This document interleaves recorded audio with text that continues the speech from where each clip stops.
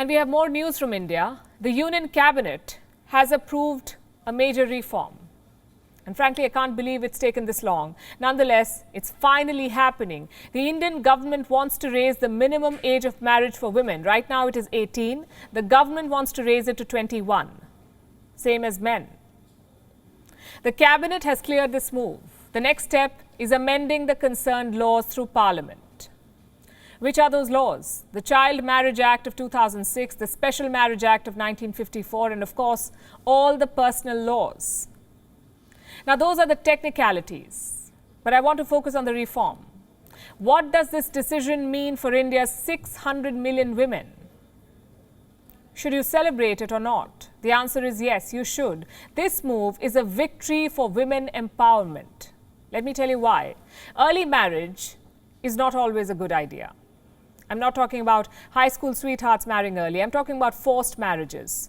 They happen all over India, all the time. Families eagerly wait for their daughter to turn 18, and when she does, she's married off. No education, no financial independence, no experience of the outside world. She's pushed into a relationship that she may or may not want.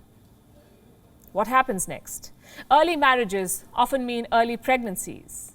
We're talking about massive health consequences here. There could be complications, there could be mental health problems. Is an 18-year-old equipped to deal with all of this? More importantly, should the state let her deal with all of this? No, it shouldn't. The fact is, 18 is too young for marriage. Just think about what you have at 18, no degree, little understanding of the world. Plus, you've just exited the most volatile period of your life, your teenage. Unfortunately, some parents misuse this innocence. They think of daughters as a mouth to feed. And how do you eliminate that mouth? By marrying her off. You'd be surprised at how common this is. Let me tell you what the National Family Health Survey found. Out of all the women aged 20 to 24, one-fourth were married before 18. That's around 25% of these women. If you raise the marriage age, you can bring this number down. Now, as always, there are critics. Here's what they ask. What difference do 3 years make?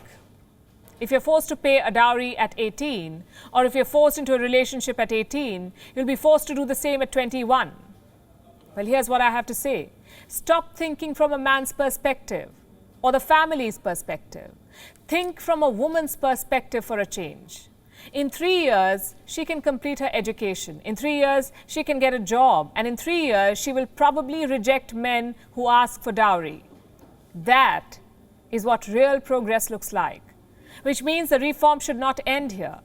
Raising the minimum age is step one. Step two is outreach and awareness. Make sure girls are put in schools. Make sure they get the same meal as their brothers. Make sure there is no social stigma around marrying late. That should be our next task. Now, let me show you an interesting list. It shows the minimum age of marriage for women in other countries. In Britain, America, and France, it is 18. In Qatar and Pakistan, it is 16. Do you see the pattern here?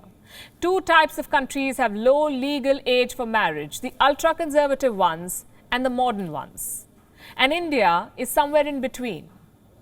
Modern societies say it's a woman's choice whether to get married or to stay single or when to marry.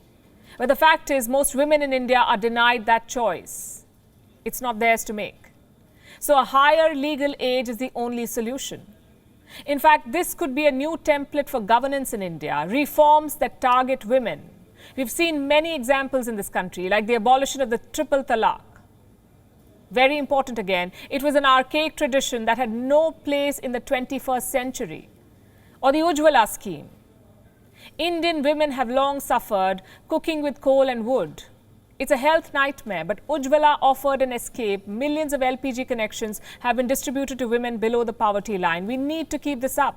Women-centric reforms can bring holistic change. It's a fact. Like India's first Prime Minister Jawaharlal Nehru said, if you educate a man, you educate an individual. However, if you educate a woman, you educate a family. That still holds true, and this can be applied to all reforms.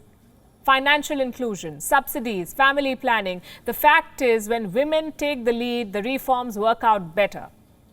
So raising the legal marriage age is a good idea. But we must do more.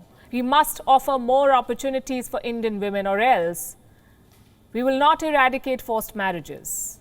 We will just have delayed them. WION is now available in your country. Download the app now and get all the news on the move.